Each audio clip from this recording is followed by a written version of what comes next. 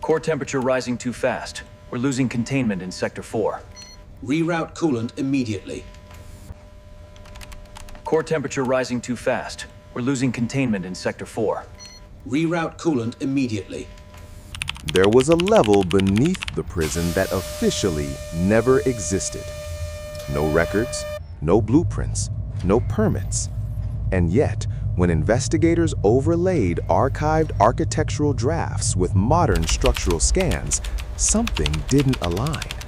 Measurements were off. Load-bearing columns sat over what should have been solid earth, but wasn't. Corridors ended too cleanly. If the prison only had one subterranean floor, why did the structural grid suggest another? The prison was constructed during a period of political tension when containment mattered more than transparency. Publicly, it was described as a high-security rehabilitation complex.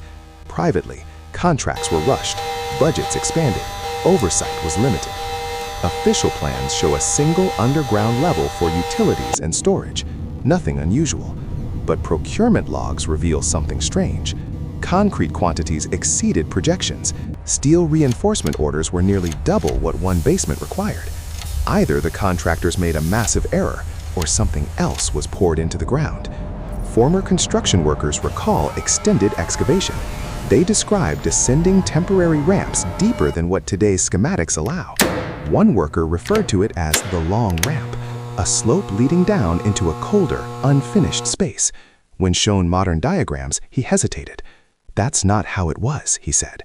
Memory can be flawed, but when multiple accounts align around the same missing depth, silence becomes evidence. Satellite imagery from the year of construction shows an excavation pit wider and deeper than necessary. Then suddenly, part of it was backfilled before foundation walls rose.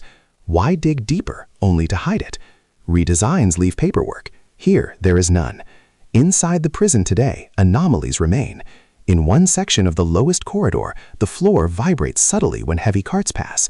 Acoustic tests detected hollow resonance beneath reinforced concrete. Not plumbing, not drainage, something larger. Thermal imagery shows a persistent cold zone in one quadrant of the basement. Air seems to move where no vents are mapped. Infrastructure usually has labels.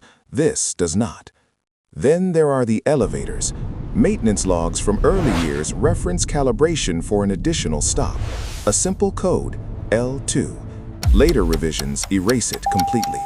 Elevators do not imagine destinations. They are programmed for physical points. If there was once a second underground level, where did it go? Former inmates describe something unsettling. Blindfolded intake, extended descent, air growing colder. Metallic doors echoing somewhere below the official basement. Trauma distorts memory, but why do their stories distort in the same direction? One theory suggests an off-record isolation ward, a place for detainees never meant to appear in public counts. Politically volatile eras often produce invisible spaces, but annual capacity reports show perfect alignment year after year, too perfect. Another theory shifts focus entirely. What if the level was never for prisoners at all? The prison sits on stable bedrock, ideal for hardened communication hubs, secure archives, emergency command centers. A prison is already restricted, already monitored, already feared. The perfect cover. Structural engineers reviewing diagrams note unusually thick support columns. Reinforcement density suggests load distribution for a slab below. Officials call it future-proofing. Future-proofing for what, if no expansion was ever planned? A partial blueprint surfaced years later, labeled simply Sub-2. Small, windowless rooms arranged in a radial pattern, a thicker chamber at the center. Then the page ends abruptly. If it was only a draft, why does its geometry match modern ground-penetrating radar anomalies? There is also the sealed staircase, 6 steps descending into a concrete wall, lighting installed, railings finished, then entombed. Why build stairs to nowhere? Ground-penetrating radar scans reveal structured voids beneath certain corridors. Not random cavities, deliberate shapes. Rooms encased in silence. Officials continue to deny the existence of any second level. They allow inspections of visible spaces, but transparency limited to what can already be seen is not transparency at all. So what was erased? An isolation chamber? A classified facility hidden beneath incarceration? Or something else entirely? Perhaps the most unsettling possibility is this. The second level was real. It served its purpose, and then it was sealed, not destroyed, but forgotten on paper.